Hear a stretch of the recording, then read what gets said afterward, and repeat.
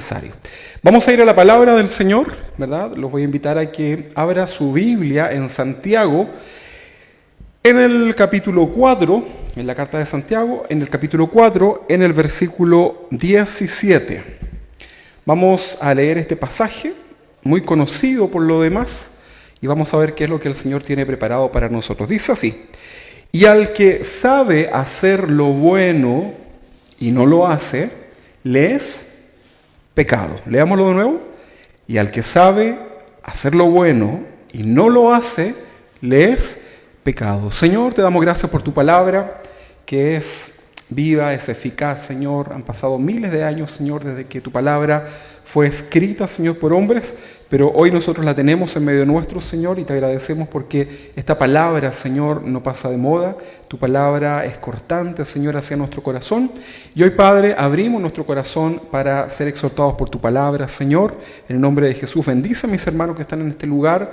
Ayúdales, Padre, a que puedan tomar su parte, Señor, que ellos puedan examinarlo todo, pero también siempre reteniendo lo bueno. Y también usa mi vida, Señor, para que sean tus palabras y nunca las mías. En el nombre de Jesús, muchas gracias, Señor. Amén y amén. Entonces el pasaje dice que y al que sabe hacer lo bueno y no lo hace, le es pecado. Una pregunta para los que están ahí en su casa, para los que están acá, los que van a ver esto quizás también luego, si no están ahora en línea. La pregunta es: ¿saben ustedes hacer lo bueno? Esa es una pregunta, ¿sí? A lo mejor usted está diciendo, bueno, a lo mejor todo lo bueno puede ser que no. Pero por lo menos un par de cosas buenas, ¿sí? En el aspecto que usted lo quiera aplicar, por supuesto, ¿verdad? Entonces la pregunta es: ¿sabemos hacer lo bueno? Ahí hay una pregunta para responder en el corazón. Otra pregunta en relación justamente a esta misma pregunta: ¿hacemos lo bueno? ¿Verdad? ¿Sabemos hacerlo? Ahora ¿lo hacemos? Dos preguntas que van de la mano, ¿verdad? Y es muy importante que lo podamos nosotros meditar. Ahora, otra reflexión que podemos llevar a esto, porque tal vez si usted es una persona que puede estar escuchando, es una persona nuevita en el Evangelio, ¿verdad? Probablemente no entienda mucho la pregunta. Tal vez piense que sabe hacer un rico plato de comida, ¿verdad? O hacer bien alguna cosa doméstica, pero nosotros entendemos que esta pregunta tiene que ver también con un sentido espiritual, ¿verdad? Que es el contexto que el Señor acá nos está hablando. Entonces probablemente una persona recién convertida no va a saber muy bien cómo responder, o probablemente su respuesta sea no sé hacerlo y a lo mejor tampoco lo hago, ¿verdad? Entonces ahí viene otra pregunta que nos debemos hacer todos nosotros, no solamente ustedes, sino que también yo. ¿Cuánto tiempo llevo yo como cristiano? ¿Hace cuánto tiempo que mis ojos fueron abiertos para ver al Señor, ¿verdad? Cuando conocemos al Señor, ese día nuestra vida es trasladada de las tinieblas de donde estábamos y somos trasladados a la luz admirable del Señor, y a partir de ese día comienza nuestra vida cristiana. Dice la Biblia que las cosas viejas, todo el pasado, todo lo malo quedó atrás, quedó olvidado, y a partir de ese momento comenzamos a ser una nueva criatura. Son hechas todas las cosas nuevas, pero ahora en el Señor, ¿verdad? Entonces la pregunta es: ¿cuánto tiempo llevamos nosotros desde aquel día en que recibimos al Señor? Tal vez algunos va a ser hace poco tiempo, tal vez algunos hace muchos años, tal vez algunos más de alguna década o de 2 o 3, va a depender ahí de cada persona, ¿ok? Ahora, no hacer lo que sabemos que debemos hacer, en este caso la Biblia nos dice que es un pecado delante de Dios, ¿sí? Eso es lo que leíamos en el texto. ¿Estaba todavía el texto? Ahí está, mire. Dice: y al que sabe hacer lo bueno y no lo hace, le es pecado. O sea, cuando nosotros como cristianos, ya llevándolo literalmente a lo espiritual, cuando nosotros sabemos hacer algo bueno, pero no lo hacemos, también no es un pecado, ¿verdad? A veces pensamos que el pecado solamente tiene que ver con hacer algo que Dios ha establecido que no corresponde, ¿verdad? Ir en contra del mandato de Dios, y pensamos que eso es un pecado. Y sí, es un pecado, Pecado significa errar el blanco, significa no hacer lo que Dios ha establecido que no debemos hacer, pero también este pasaje de Santiago nos complementa y ahí puede ser que nos dé un golpe bajo, ¿verdad? Un golpe fuerte, duro, ¿verdad? Porque dice que si hay cosas que son buenas, que nosotros sabemos que son buenas y que además las podemos hacer, pero no las hacemos, nos es un pecado. Lo que vamos a hablar hoy día, hermanos, es acerca del pecado de la omisión. ¿Ha escuchado alguna vez eso, no? Siempre hablamos del pecado de robar, de todo lo que usted ya conoce, ¿verdad? Pero de la omisión, ¿verdad? Ahora, tenemos que entender lo que significa esto. Los pecados ocultos, aquellos que solamente usted y el Señor conocen, esos pecados cuando nosotros no los confesamos delante del Señor, ¿verdad? Esos pecados comienzan a acumularse. Por ahí alguna vez un pastor explicaba que el pecado oculto se atesora porque se cuida, ¿verdad? El pecador llega a amar ese pecado oculto, le gusta, le satisface y lo esconde en algo así como una sala de los cachureos.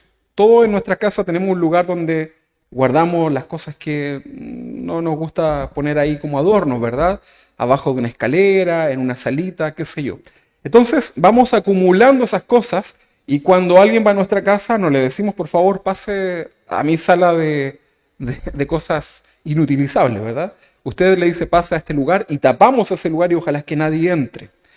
Sin embargo, el corazón pecador, el pecado oculto, es justamente como eso, ¿verdad? Es un lugar en donde comenzamos a acumular pecados ocultos a los hombres, pero evidentes para Dios, y comienza a llenarse ese lugar de pecado y algo muy peligroso comienza a suceder. ¿Sabes lo que sucede? El corazón comienza a endurecerse, poco a poco. Porque como no queremos ser evidenciados, cada vez que alguien te confronta con la palabra, tú vas a reaccionar. ¿Usted alguna vez ha intentado tocarle la patita a un perro que está herido? Si tiene la patita herida o si tiene alguna dolencia y usted trata, puede ser el perro más dócil del mundo, pero si usted lo toca, ¿qué va a hacer el perrito? Reacciona, ¿verdad? Porque no quiere que le toquen ahí, ¿verdad? O si tú encuentras a alguien que está ocultando algo, ¿verdad? Que no quiere que tú lo veas y tú insistes en querer mirar eso, esa persona va a reaccionar de una manera dura, porque está tratando de ocultar algo. Entonces, la acumulación de pecados ocultos en la vida del creyente hace que el corazón comience a volverse cada día más duro. Ese es un grave problema porque hoy día en la iglesia, que necesitamos ser exhortados por la palabra del Señor, muchas veces no recibimos la palabra porque el corazón está endurecido. Como aquella parábola del sembrador, que la semilla cayó en el camino, ¿verdad? A la orilla del camino donde estaba todo ya duro, ¿verdad? Entonces, esa persona no va a poder ser exhortada, no va a poder rendir su vida delante del Señor, ¿verdad? Por lo tanto, va a dejar de hacer cosas que puede hacer, que sabe que son buenas y que debe hacer, y no las va a poder hacer, las va a comenzar a omitir, y esa persona está metida también en un problema, y es el pecado de la omisión. ¿Sí? Vamos a hablar entonces acerca de esto. ¿Qué es lo que es omisión? En el griego significa abstenerse de decir o de hacer algo. ¿Sí? Eso significa omisión. Dejar de hacer algo, ¿verdad? Habla también de descuido. Omisión significa descuidar. También habla de no hacer lo que se nos ha encomendado. ¿Sí? Eso es omisión. Es que yo no sabía, eso es distinto, es conocerlo, ¿verdad? Pero no hacer algo que se me ha encomendado. Omisión es dejar de hacer algo que debíamos hacer. Piensa tú en algo cristiano, en algo que la Biblia nos mande y que tú a lo mejor no estás haciendo, que has dejado de hacer. Bueno, al pensar todo eso, ya estamos en un pecado delante del Señor. Por lo tanto, no solamente estamos pecando de no darle el primer lugar a Dios. La Biblia dice que amarás al Señor tu Dios con todas tu fuerza, tu alma, tu corazón. Cuando no ponemos al Señor en primer lugar, ya tenemos un pecado ahí en la primera parte de la lista. Pero además, ahora, si no hacemos las cosas buenas que sabemos hacer, si las omitimos, también estamos en un pecado. ¿Te das cuenta? A veces pensamos que somos muy buenas personas delante del Señor, pero Dios quiere mirar mucho más allá. Veamos algunos ejemplos de pecado de omisión. Por ejemplo, no adorar a Dios como Él espera, que es lo que hablábamos recién, ¿verdad? De preparar nuestro corazón para venir delante del Señor. Creo que la mayoría, ¿verdad? Podemos saber hoy día cómo es que Dios espera que le adoremos. Entonces, cuando nosotros venimos apresuradamente delante del Señor, no haciendo las cosas como Dios nos ha pedido que lo hagamos, estamos también faltando delante del Señor, ¿verdad?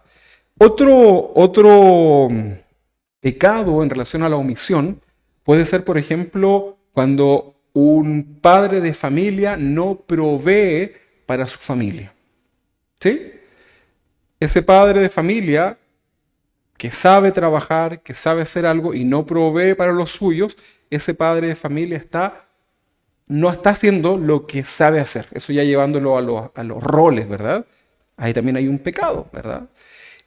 No cumplir el rol que me corresponde en mi familia, no ser un buen esposo, una buena esposa, un buen hijo, un buen padre, también me hace estar mal delante del Señor y estoy omitiendo algo que Dios me ha enseñado cómo lo debo hacer. Yo le hago una pregunta a ustedes que están en su casa y a ustedes que están acá. ¿La Biblia nos habla acerca de cómo ser un buen padre?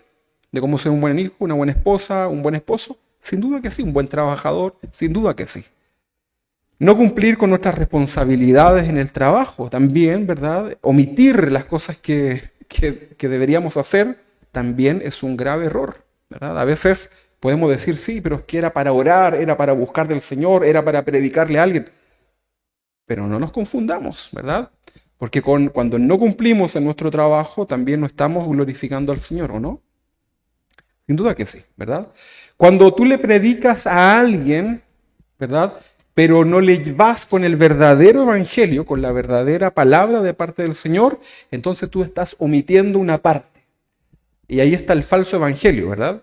El de las oportunidades. Cuando tú le hablas a otro y le dices, sabes que Dios te quiere sanar, te quiere ayudar, te quiere hacer esto otro, dar una linda esposa, una casa bonita, y todo eso, y claro, sin duda que Dios lo puede hacer, pero no le quieres decir que tiene que arrepentirse de sus pecados delante del Señor. No lo quieres hacer para que no se sienta mal. Entonces, cuando tú sabes predicar bien y no lo haces, estás también entonces metido en un tremendo problema delante del Señor. ¿Se da cuenta? Entonces es muy importante. La pasividad, ¿sabe lo que es la pasividad? Es de ser pasivo, ¿verdad? Cuando tú como cristiano eres un cristiano pasivo, ¿verdad? Esto también te hace ser un pecador delante del Señor, ¿verdad? El cristiano que solamente marca su paso, ¿verdad? Que solamente está ahí, es un número más. Ese es un cristiano pasivo.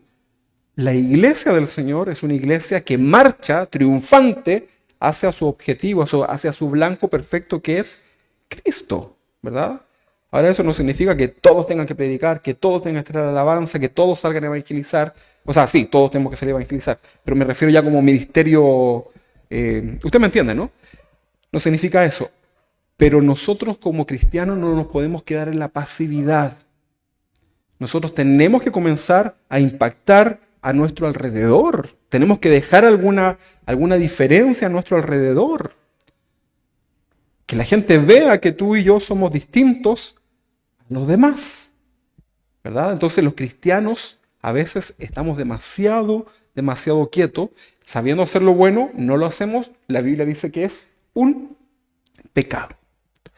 Entonces, todos estamos de acuerdo que mentir es un pecado, ¿sí o no? ¿Están de acuerdo? Pero saber la verdad y no decirla también lo es. Si usted sabe que algo está mal y usted no lo dice, también le es pecado, ¿verdad?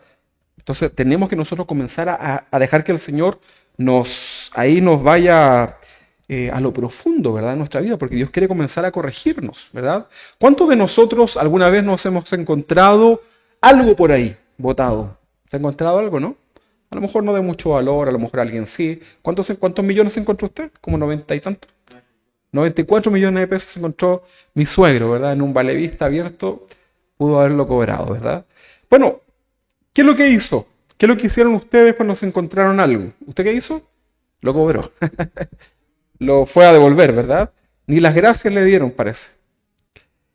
¿Qué ha hecho usted cuando se ha encontrado algo?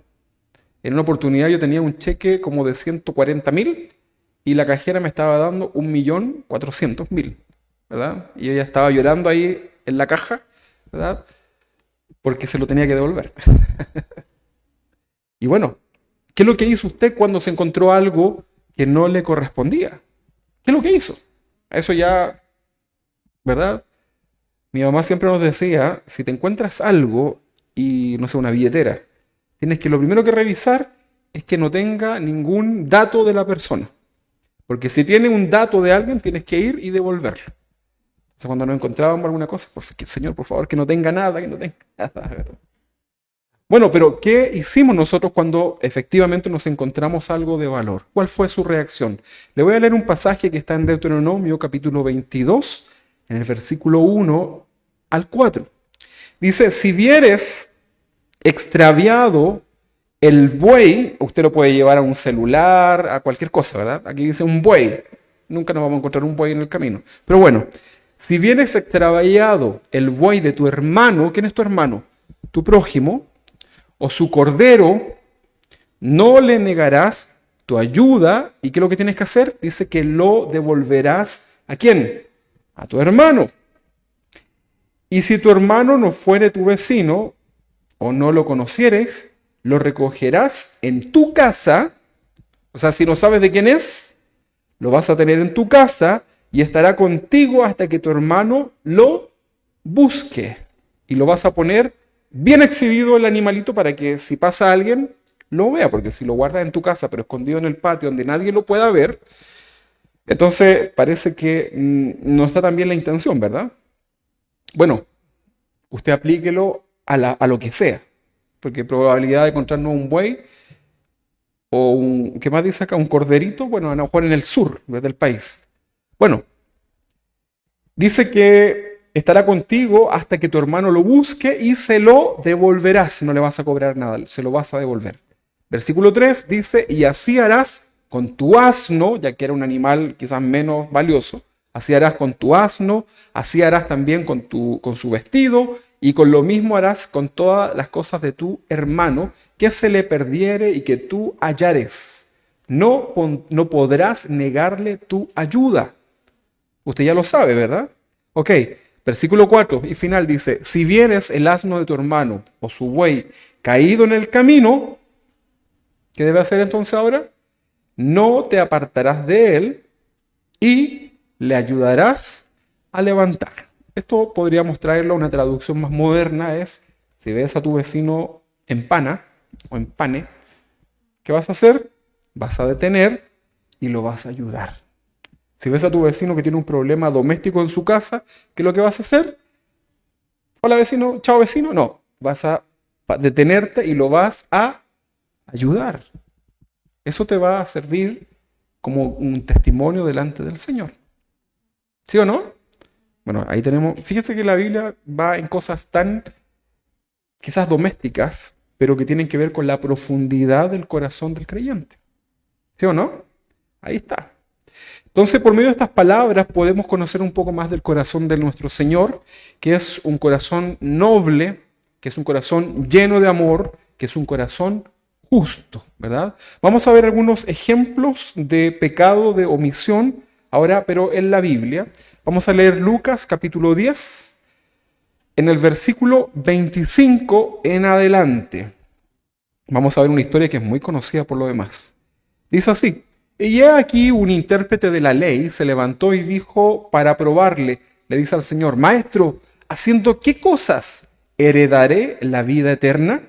Versículo 26, él le dijo, ¿qué está escrito en la ley? ¿Cómo lees? Le está diciendo, ¿cómo la entiendes? Le dice Jesús. ¿Qué es lo que entiendes tú de la ley? Y aquel respondiendo dijo, amarás al Señor tu Dios con todo tu corazón y con toda tu alma y con todas tus fuerzas y con toda tu mente. Y a tu prójimo como a ti mismo. Lo estaba citando el mismo hombre, ¿verdad? Y le dijo el Señor, bien has respondido, haz esto, ¿qué cosa? Amar a tu prójimo, ¿verdad? Con toda tu fuerza. Todo eso. Bien has respondido, haz esto y vivirás. Acá vemos entonces un principio bíblico que se da muchas veces. Jesús está llevando a este intérprete de la palabra, desde el conocimiento que él tenía, lo está llevando a la práctica. Tenía conocimiento el intérprete, ¿no? Lo citó completo. Pero ¿qué es lo que le faltaba, parece? Parece que la práctica, por algo el Señor le estaba diciendo, ¿verdad? No nos sirve de nada, hermano, estar llenos nosotros de conocimiento si no somos capaces de poner ese conocimiento de la palabra del Señor en la práctica. ¿Se imagina usted un doctor que sabe, no sé, tremendas especialidades médicas de la medicina y ese doctor guarda todo ese conocimiento en su mente? Y no ayuda a nadie en sus enfermedades, no es capaz de hacer una operación porque simplemente no lo quiere. ¿Qué le parece eso? Es absurdo, ¿no? Bueno, los cristianos estamos así muchas veces. Tenemos el conocimiento de parte de Dios, la palabra de Dios en nuestra vida, pero no la queremos poner en práctica y mucho menos entonces compartirla con otros. Entonces, esto es un principio, ¿verdad? Este hombre conocía la ley, que está hablando este pasaje, pero no la hacía. Por eso Santiago nos dice que no se engañen, que no sean solamente oidores de la palabra, sino que tenemos que ser hacedores, no solamente oidores. Usted hoy día está oyendo la palabra de Dios, pero cuando usted salga de este lugar, usted y yo debemos ser ahora hacedores. Así que cuidado. Ahora, ojo con esto porque por ahí andan los que hacen estas cosas de las encerronas, ¿verdad? Que quedan ahí como que están con el auto malo, ¿verdad? Y usted se detiene. Cuidado con eso, sea sabio. El otro día vimos ahí uno acá en Camino Melipilla, ¿verdad? Con esta calle San Ignacio. Entonces, hay que tener también discernimiento. Entonces, el Señor nos dice, no se engañen, no nos engañemos, no solamente basta con ser oidores, sino que Dios quiere que seamos hacedores. Las iglesias hoy día se repletan solamente de personas que oyen la palabra de Dios, pero no la quieren aplicar en sus vidas. ¿Sabe por qué? Porque no están dispuestos. No están dispuestos a ser discípulos del Señor. Porque un discípulo es un seguidor, es un aprendiz, es un imitador. El discípulo incluso habla como su maestro. ¿Se recuerdan ustedes por qué Pedro fue reconocido? Cuando lo estaban por ahí acusando de que él andaba con el tal Jesús, le decían que por tu forma de hablar, tú eres uno de sus seguidores. Entonces, los cristianos van a ser reconocidos por sus formas. Por sus frutos los conoceréis. Por su forma de ser van a notar que tú eres un cristiano. ¿Verdad? No porque escuchas pura música y cristiana y qué sé yo. Por tus hechos. Entonces, las iglesias hoy día se pueden repletar de mucha gente que solamente oye la palabra pero no la aplican. En su casa, en su entorno, en su alrededor, nadie se da cuenta que son cristianos, pasan completamente desapercibidos porque son igual que los del mundo. Entonces, ¿hasta cuándo vamos a seguir ocultando esos pecados ocultos delante del Señor? ¿Hasta cuándo? Y aquí hay una mala noticia en realidad, porque para el Señor no son ocultos. El Señor todo lo sabe, ¿verdad? Entonces el versículo 29 dice, pero él, queriendo justificarse a sí mismo, dijo a Jesús, ¿y quién es mi prójimo? Y respondiendo Jesús, fíjense lo que le dice, así como que no sabe, como que, ¿y quién es mi prójimo? Jesús, ¿verdad? Es como que usted si vive en Maipú y usted le dice, ¿y quiénes son los maipucinos? O los padres hurtaínos, no sé cómo se le llaman a los de acá, pero es como que usted le dijera así, ¿quiénes son los chilenos? Es lógico, ¿verdad? Pero este hombre, ¿verdad? Como decimos en Chile, se saca el pillo tratando de preguntar eso. Dice, pero él queriendo justificarse a sí mismo, dijo a Jesús, ¿y quién es mi prójimo? Y respondiendo a Jesús le dice, aquí le empieza a hablar, ¿verdad? En una enseñanza. Un hombre descendía de Jerusalén a Jericó. ¿verdad? Dos ciudades distintas. Y cayó en manos de ladrones. Este hombre que venía de Jerusalén a Jericó, lo asaltan, ¿verdad? Los cuales le despojaron e hiriéndole se fueron dejándole medio muerto. No estaba muerto, estaba muy herido, medio muerto. El versículo 31 dice que aconteció que descendió un sacerdote por el camino y viéndole, que estaba medio muerto, ¿qué hizo? Pasó de largo. ¿Quién era este personaje? No era cualquiera. No era un artesano, no, era un sacerdote. Era alguien que ministraba en el templo. Era un hombre maduro. Era un hombre que sabía la palabra de Dios, por lo tanto sabía hacer lo bueno. ¿Y qué es lo que hizo? No lo hizo. Siguió de largo. Omitió, exactamente. El sacerdote se justificaba porque él decía,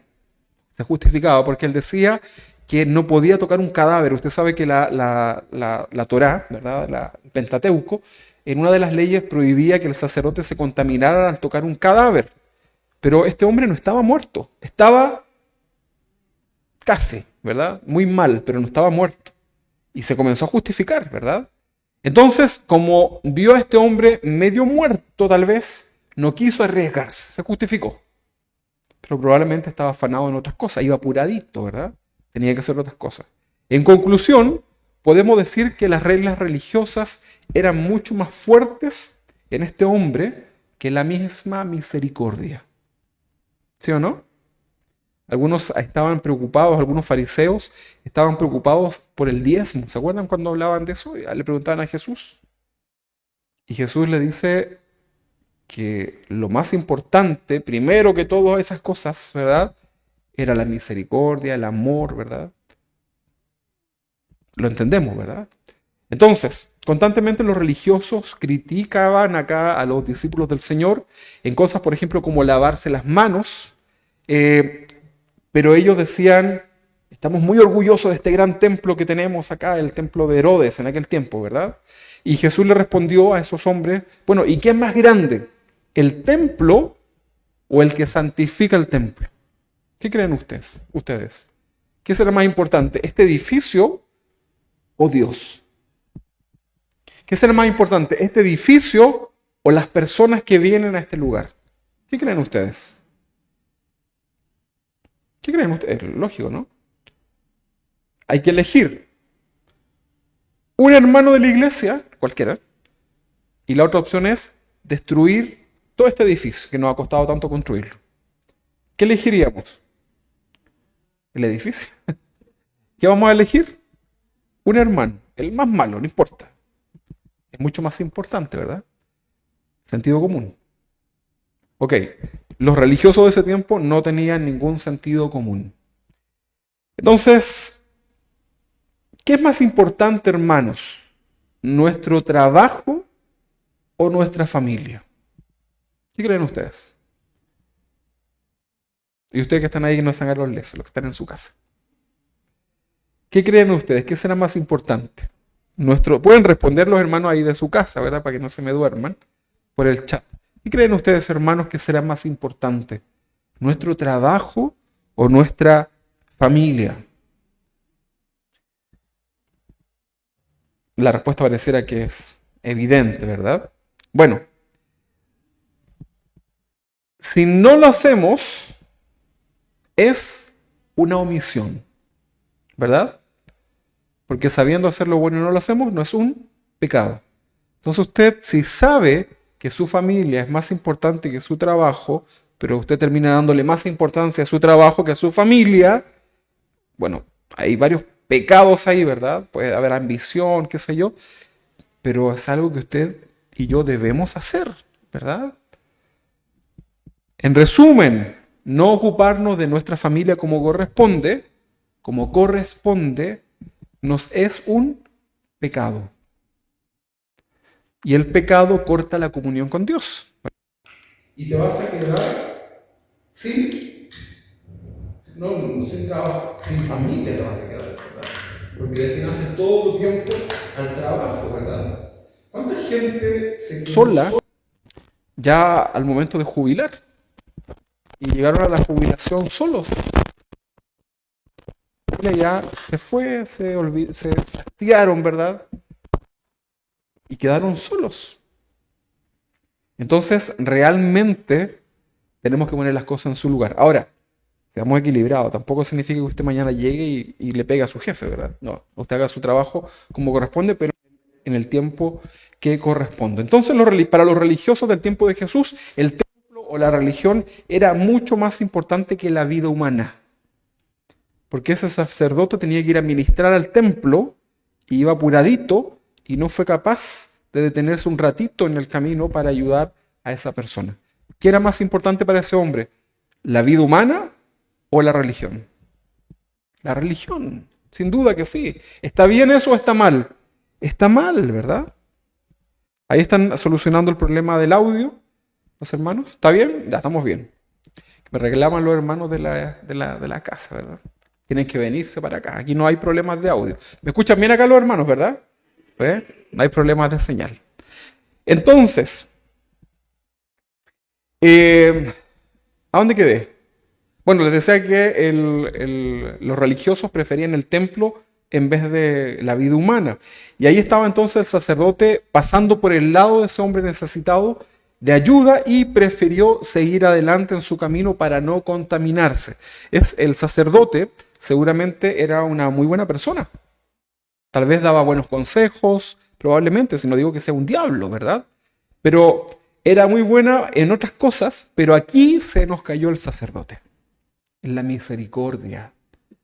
Hay cristianos en las iglesias que predican súper bonito, hay hermanos que oran súper lindo, ¿verdad?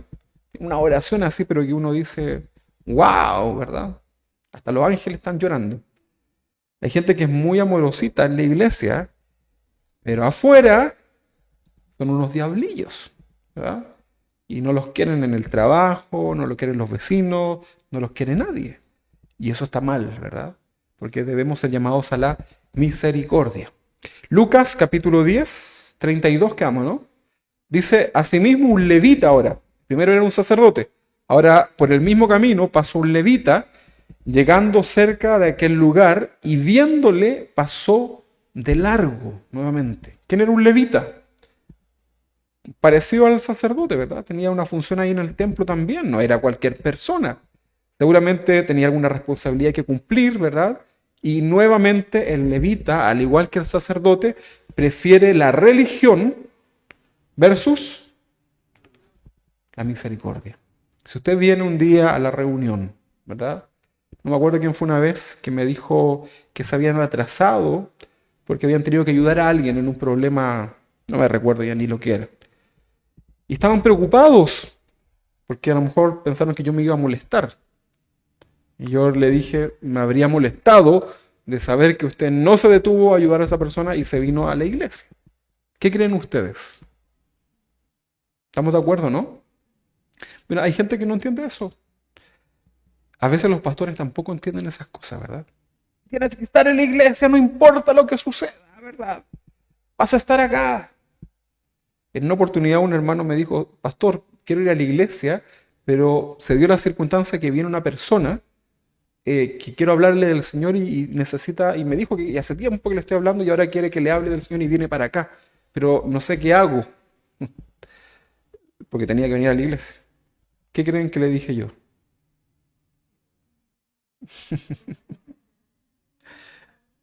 Que viniera, no, porque se quedara ahí en su casa, ¿verdad? Y que le hablara del Señor y que nosotros en la iglesia íbamos a estar orando por el hermano para que le testificara del Señor, ¿verdad? Y terminó después borracho el hermano con la visita. No, se lo pusimos ahí. No, ya no me acuerdo qué pasó. Pero es obvio, es evidente que lo que va a suceder, o sea, lo que tienen que hacer es predicar de la palabra del Señor, por hermano, es lógico. Esa es nuestra mejor adoración. Más que estar aquí aplaudiendo las manos, cantando, lo mejor es predicar. Ahora, si usted todos los días del culto va a faltar y me va a decir que está predicando, entonces yo le voy a decir, hermana, el Señor es digno de toda la alabanza, así que véngase para acá y predique en otros horarios, ¿verdad? Hay que tener también sentido común, ¿verdad? Son cosas que a veces los cristianos somos tan extremistas, ¿verdad? Entonces este levita tenía tenía cosas muy importantes que hacer en el templo y también comete el mismo error que cometió el sacerdote, ¿verdad? Del versículo 23 dice, pero un samaritano que iba de camino, vino cerca de él y viéndole fue movido a misericordia. ¿Qué es lo que le faltó a todos los demás? Misericordia. Fue movido a la misericordia. Tanto el levita como el sacerdote tenían clarísimo lo que era la misericordia. Seguramente hicieron series de predicaciones de la misericordia. Pero este samaritano fue movido a la misericordia. Ahora, la pregunta es, ¿quién era un samaritano? ¿Saben ustedes quién era un samaritano?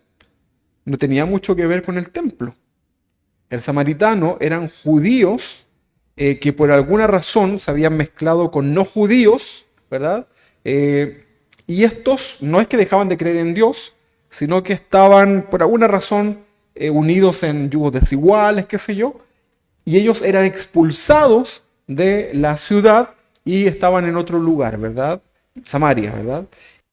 Judíos religiosos incluso no se querían ni topar con ellos en el camino, preferían darse una vuelta mucho más para no pasar por ahí, ¿verdad? Era un delito ante los religiosos del tiempo de Jesús conversar un judío con un samaritano.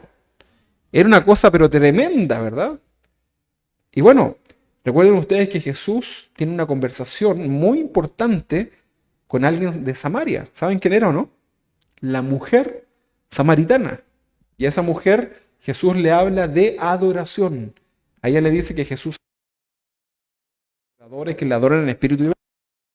Ese pasaje, ¿no? Jesús le está hablando de adoración a una mujer. ¿Le llama la atención que sea una mujer o no? Recuerden que en el tiempo de Jesús las mujeres no podían estar en ningún cargo de la parte del templo. No había mujeres en la... Y Jesús le está hablando ahora a una mujer de lo que es la adoración, de la adoración, y además esa mujer era samaritana. Y Jesús le habla, ¿verdad? Una tremenda enseñanza, ¿verdad? Así que no digan que la Biblia es machista. Sí, y tampoco es feminista, ¿eh? Para que no se confundan. Dice, pero un samaritano que iba de camino vino cerca de él y viéndole fue movido a misericordia. La misericordia es un rasgo del carácter de Dios, ¿verdad? 34. Y acercándose el samaritano al herido, dice que vendó sus heridas, echándole aceite y vino y poniéndole en su cabalgadura, o sea, lo sube, ¿verdad? Lo cura, lo asiste, lo sube a su cabalgadura, a su caballo, lo llevó al mesón, ¿verdad? Y cuidó de él, lo lleva a un lugar seguro. 35. Otro día, al partir, sacó 2 denarios, dinero, ¿verdad? Y lo dio al mesonero. Este era una especie de hotel, de residencia. Se lo da al mesonero y le dijo, cuídamele. Y todo lo que gaste de más, o sea, no le dijo come poquito, le dijo, todo lo que él te pida, todo lo que gaste, yo te lo pagaré cuando regrese. Le dejo una cantidad de dinero y lo hace. La pregunta es, ¿tenía que hacerlo? Moralmente sí. Pero en obligación no lo tenía que hacer. Pero lo hace. ¿Sí o no? Sin duda que sí. Y el versículo 36. ¿Quién pues, ahora hace la pregunta, quién pues de estos 3, del sacerdote, del levita o el samaritano, quién pues de estos 3 fue quién pues de estos 3 te parece que fue el prójimo del que cayó en manos de los ladrones? El que asaltaron, el que le pegaron, el que quedó ahí herido. ¿Quién creen ustedes? Versículo 37 dice que él dijo, el que usó de misericordia con él, el que fue movido a misericordia. Entonces Jesús le dijo, muy bien, excelente, has tomado una buena conclusión. No solamente le dice eso, sino que le dice, ve y haz tú lo mismo. Le dice, cuando te pase esto, Cuando te enfrentes a estas situaciones, no omitas. No dejes de hacer lo que debes hacer. Le dice entonces, ve, un verbo, una acción, y haz tú lo mismo. Eso nos dice hoy día el Señor a nosotros. Entonces el Señor lo que hace acá es que los acorraló con ejemplos, ¿verdad? Y los llevó a la respuesta correcta. ¿Cuál era la respuesta correcta? Que usó de misericordia con él. Eso es lo que dice acá esta versión de la Reina Valera, ¿verdad? Tú y yo sabemos lo que es bueno, pero si no lo hacemos, no nos sirve de nada ese conocimiento. Absolutamente de nada. Si tú sabes cómo ser un buen esposo, una buena esposa, un buen hijo,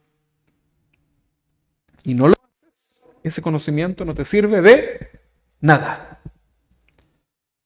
La mayoría de los problemas en el matrimonio es porque ninguno de los dos hace lo que tiene que hacer. Porque si uno de los dos por lo menos hiciera lo que debe hacer, estamos viéndolo a la luz de la Biblia, probablemente no tendrían todos esos problemas que pueden tener. Porque los problemas son en el matrimonio cuando desobedecemos la palabra de Dios, cuando no cumplimos lo que debemos hacer, cuando descuidamos las cosas que debemos hacer, que la Biblia nos ordena como matrimonio, comenzamos a tener problemas en el matrimonio, ¿verdad? Y pasan todas estas cosas, ¿verdad? Cualquier matrimonio que tenga problemas, eso, o sea, me refiero a problemas ya más complicados, porque siempre vamos a tener problemas, ¿verdad? Pero cualquier matrimonio que tiene muchos problemas es un matrimonio que está en pecado. Así de sencillo, ¿verdad? Porque hay problemas en el carácter, hay problemas en algo ahí que está pasando, ¿verdad? Entonces, tenemos que ir a la raíz. ¿Cuál es la raíz? El pecado, ¿verdad? A lo mejor un buen esposo proveedor, un buen esposo respetuoso, pero que trata mal a su esposa, en el sentido de que no se preocupa de ella. No le demuestra su amor. Porque eso es muy común en los hombres acá, ¿verdad? Nos cuesta a nosotros demostrar nuestro amor, ¿o no? ¿Nos cuesta o no? A mí me cuesta. No es que yo no sé, así como el osito cariñoso, ¿verdad? Nos cuesta a los hombres esto, ¿verdad? Sin embargo, ahí le da la mano a la hermana. Ah, se le cayó. Qué descarado le da la mano. O sea, es mi papá, si no se preocupe. Eh, Nos cuesta, ¿verdad? Demostrar el amor. Pero si lo sabemos hacer y no lo hacemos, entonces estamos pecando. La Biblia dice que los esposos debemos amar a nuestras esposas. Y las esposas saben lo que dice la Biblia. ¿Para qué lo vamos a decir, verdad? Que se sujeten. Ok. Mateo capítulo 7, 26. Mateo 7, 26 al 27. Para rematarles ahí, ¿verdad? Pero cualquiera que me oye estas palabras y no las hace, le compararé a un hombre tonto. Más fácil. Insensato usted no lo va a entender. Tonto, ¿verdad? Que edificó su casa sobre la arena. ¿Quién edifica una casa sobre la arena? Bueno, hay unos por ahí que se tomaron unos terrenos, ¿verdad? Pero ya, espere que venga el invierno. Y descendió la lluvia, y vinieron los ríos, y soplaron vientos, y dieron con ímpetu contra aquella casa. ¿Y qué pasó con la casa? Cayó. Y grande fue su ruina. ¿Qué dice acá? Cualquiera que me oye estas palabras, cualquiera que escucha la palabra del Señor, que conoce la palabra del Señor y no la hace, es un hombre tonto. Porque nos va a ir mal. No hacer caso a la palabra de Dios es una consecuencia que nos vaya mal en nuestra vida. Si usted quiere tener una familia feliz, un matrimonio feliz, una vida, a lo mejor si usted todavía no está soltero, y usted quiere tener una vida feliz, la única forma es obedeciendo al pie de la letra la palabra del Señor.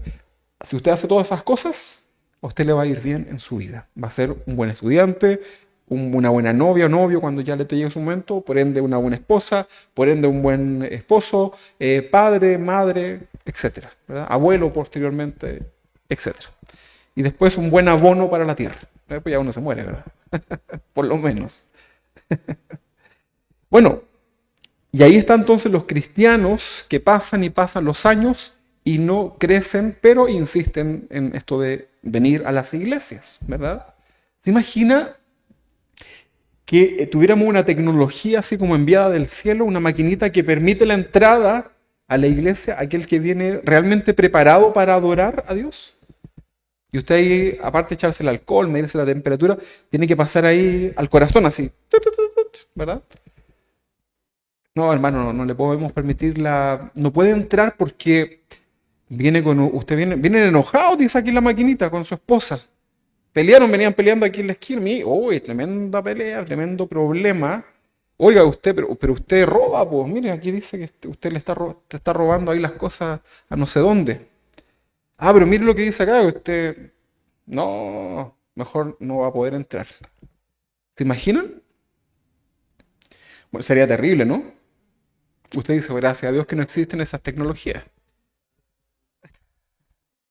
Ni les predico tampoco, ¿verdad? Estarían aquí todos solos. ¿Se imagina eso? Es como medio fantástico, ¿no?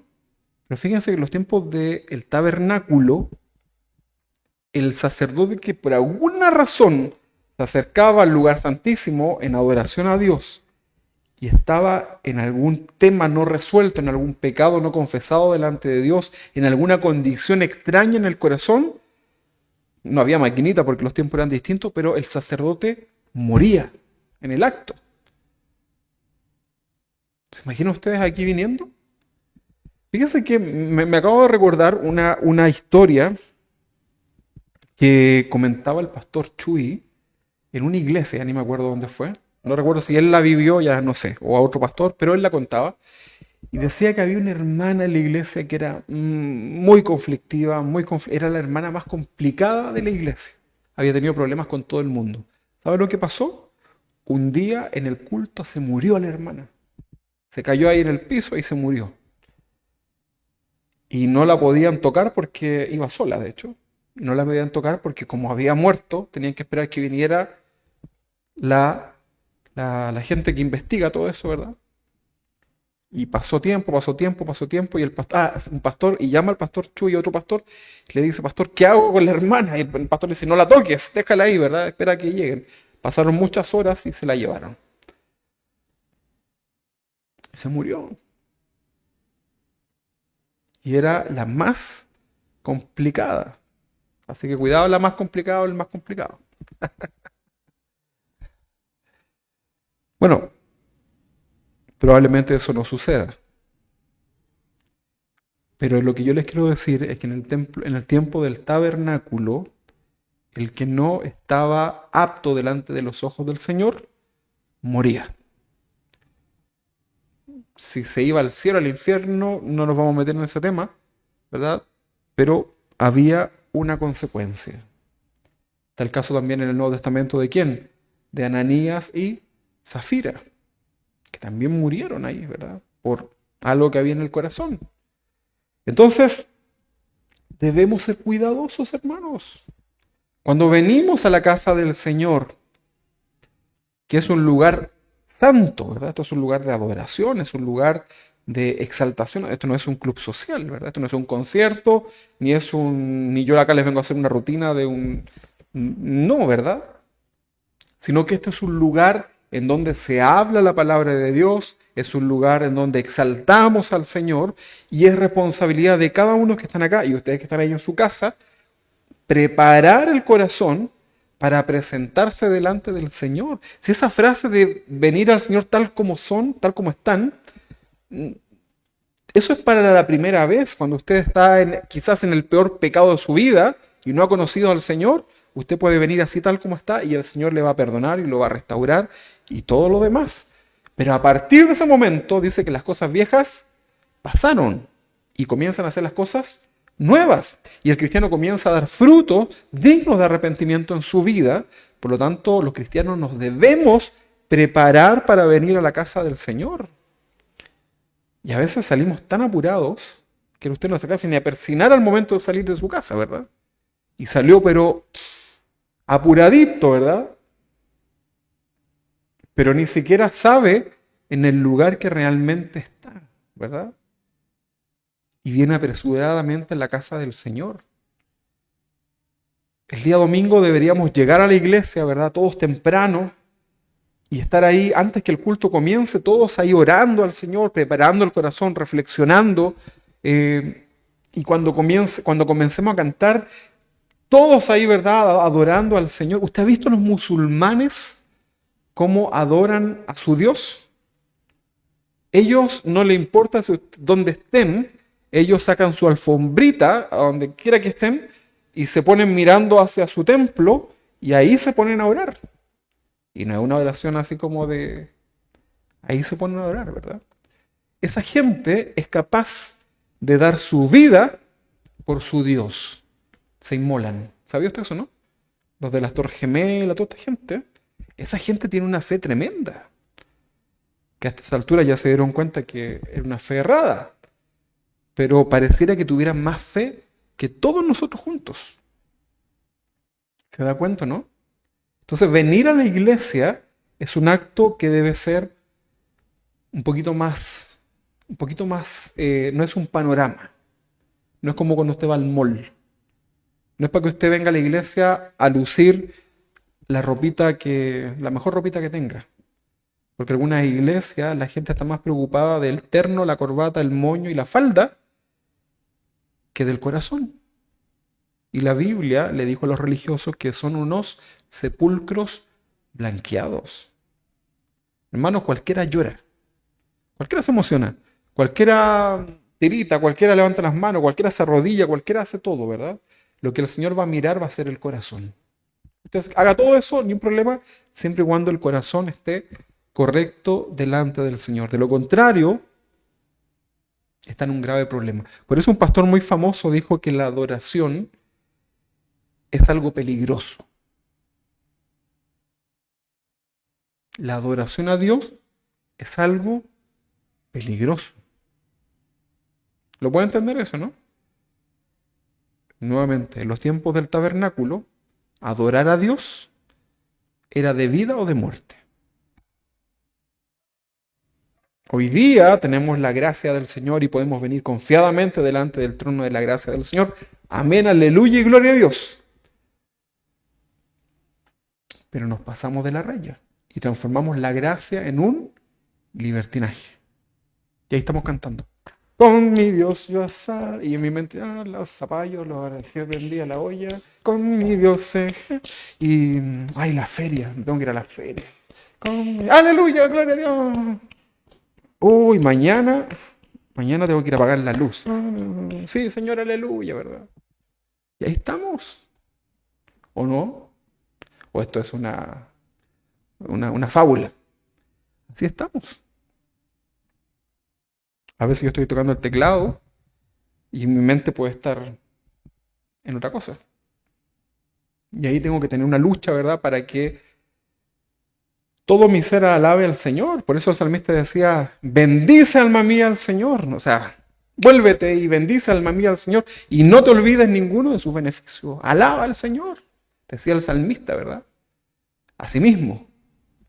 Entonces nosotros debemos ser mucho más cuidadosos, hermanos. Porque cuando sabemos hacer lo bueno, cuando sabemos realmente adorar al Señor y no lo hacemos, nos es un pecado delante del Señor. Entonces, el tema es delicado, ¿no? Pareciera que sí. Entonces, hermanos, tenemos una tremenda misión delante de nuestro Señor. Proverbios capítulo 3, versículo 27. Proverbios 3, 27 dice, no te niegues a hacer el bien a quien es debido, cuando tuvieres poder para hacerlo. ¿A quién es bien hacerle el bien? En primer lugar, ¿a quién? A tu familia, ¿verdad? En segundo lugar, a la familia de la fe. En tercer lugar, a los que no son de Dios. ¿Te fijas que hay un orden? ¿Quién es el primero? Tu familia. Luego la familia de la fe. Luego a los que no son de Dios. Pero hay gente que anda muy preocupado de los de Ucrania y yo digo que es terrible lo que está sucediendo ahí, triste. Pero tratan con la punta del pie a su propia familia. Pero lloran con las cosas de Ucrania. Eso es algo inconsecuente, es algo que vas a tener problema con tu familia. Tenemos entonces, hermanos, que entender esto, ¿verdad? El versículo 28 de Proverbios 3:27 dice, no digas a tu prójimo, anda y vuelve y mañana te daré, cuando tienes algo contigo que darle. Fuerte, ¿no? Y a veces lo hacemos, y ahí estamos, ¿verdad? Entonces, cuando no hacemos lo que debemos hacer, estamos pecando delante de nuestro Señor. Por eso yo lo siento, hermanos, a que podamos entender esta palabra de parte de nuestro Señor. Romanos, la Biblia nos habla de ser agradecidos en todo, ¿sí o no? Romanos capítulo 1:21 dice, pues habiendo conocido a Dios,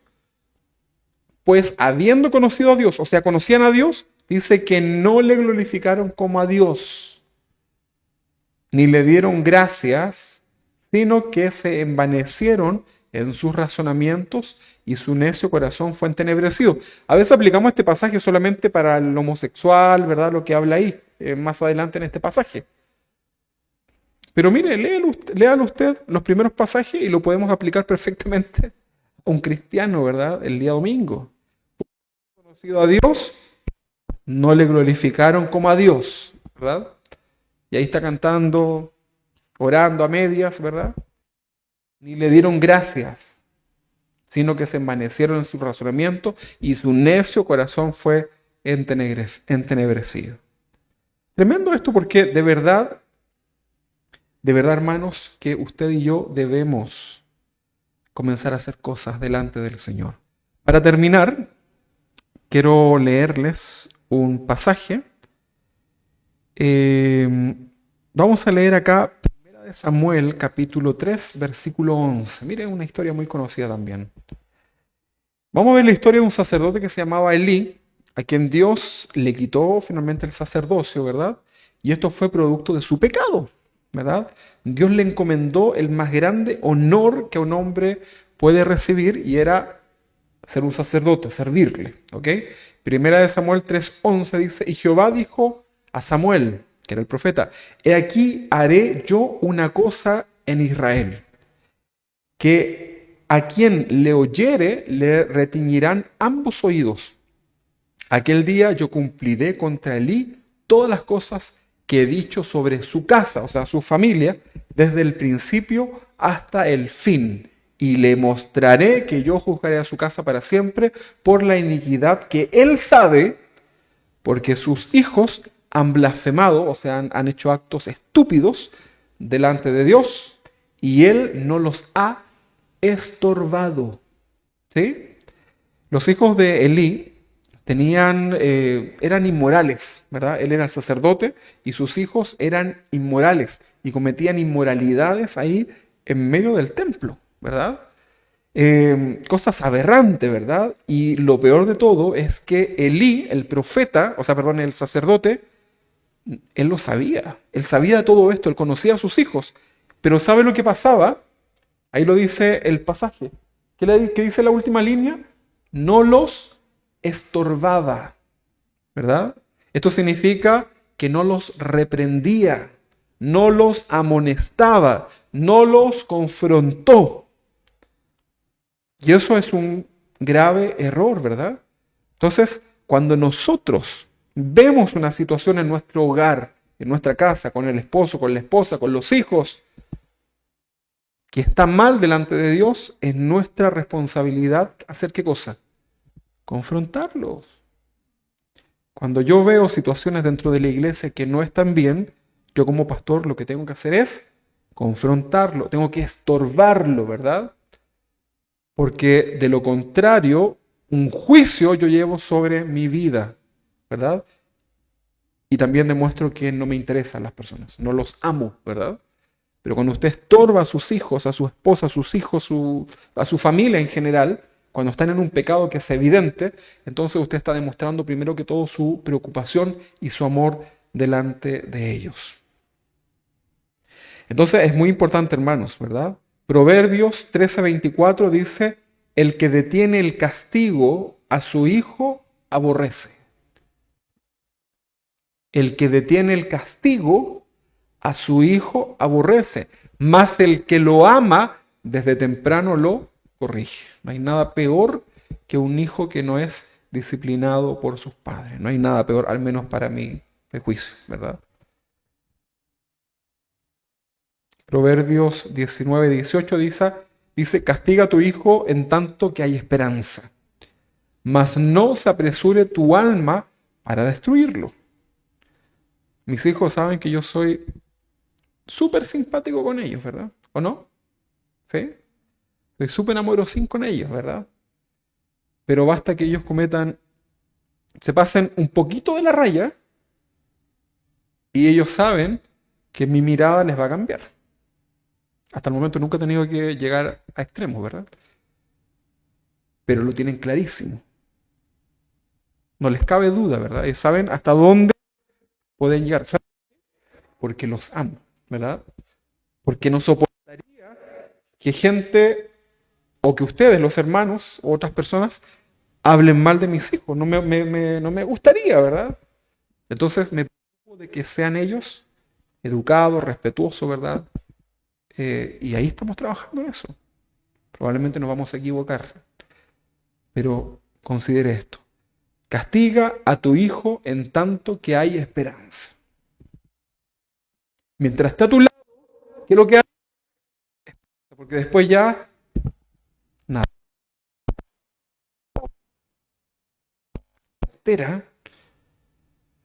Bueno, había muchos temas ahí, pero una familia entera que la mamá era muy dura y el papá era muy blando. ¿Y sabe lo que pasó? La hija se fue, vive, no sé si en España, no sé en qué país, con un hombre que es mayor que ella, ¿verdad? Se les escapó de las manos y se fueron, ¿verdad? Y el esposo dejó a la esposa, ¿verdad? Tiene otra familia, la señora ahí, el hijo no quiere estar con ella.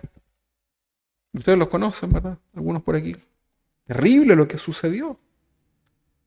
Porque no le pusieron los límites cuando los tenía, cuando Dios les dio la oportunidad de tenerlos, porque llega un momento que ya es tarde. Pero dice el versículo ahí, abajito el 18, dice, más no se apresure tu alma para destruirlo. O sea, la disciplina siempre tiene como objetivo el amor, por supuesto, ¿verdad? Proverbios 29:15 dice, la vara es sabiduría. Aquí el sentido avergonzará a su madre. Leámoslo de nuevo. La vara y la corrección dan sabiduría al niño, ¿verdad? Mas el muchacho consentido avergonzará su madre. El proverbio ahí en el 29, pero ahora en el 17, 29:17 dice, corrige a tu hijo y te dará descanso y dará alegría a tu alma. Y usted va a poder estar ahí diciendo después misión cumplida. Si no, si no, mira ahí lo que sucede.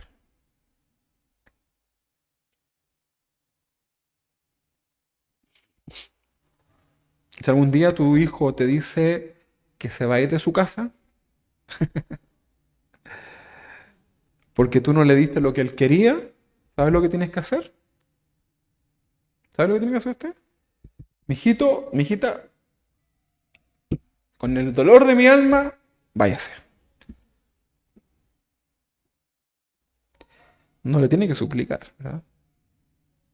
Le va a doler, ¿o no? Sin duda que sí. Pero suplicarle es nuevamente otro error más, ¿verdad? Y ese hijo nunca va a crecer. A veces es necesario. Y allá afuera, bueno, usted sigue orando por él, le ayudamos a orar por él o por ella, pero lo que yo le tengo que decir es que ahí Dios va a tratar con ese jovencito, con esa jovencita. Muchos de nosotros alguna vez nos quisimos ir de la casa, ¿no? Pero hay algunos. ¿Quién fue que hizo una maletita? ¿Quién fue? Hasta que le dio hambre, ¿verdad? Y volvió. Así era, ¿no? Bueno, entonces es importante, hermanos, que podamos entender esto. Estamos hablando de un pecado que es la omisión. Y hoy día usted no puede seguir omitiendo las cosas que debe hacer en su vida, ¿verdad? Muchos de ustedes están, algunos iniciando, como Carlos, ¿verdad? Esta etapa de la crianza, ¿verdad? Vienen días duros, Carlos, difíciles, ¿verdad? Y noches también complicadas. Pero aprovechemos de aplicar la palabra del Señor, ¿verdad? Otros ya terminaron, ¿verdad? La crianza, otros están ahí en la parte intermedia, otros estamos ahí como en la intermedia, pasadito para abajo, pero tenemos que hacer bien nuestro trabajo del Señor y no omitir lo que tenemos que hacer, porque hay bendición para nuestra familia. Así que dice Primera de Timoteo, capítulo 5 4. Dice así, pero si alguna viuda tiene hijos o nietos, aprendan estos primeros a ser piadosos para con su propia familia y a recompensar a sus padres. Ahora es al revés.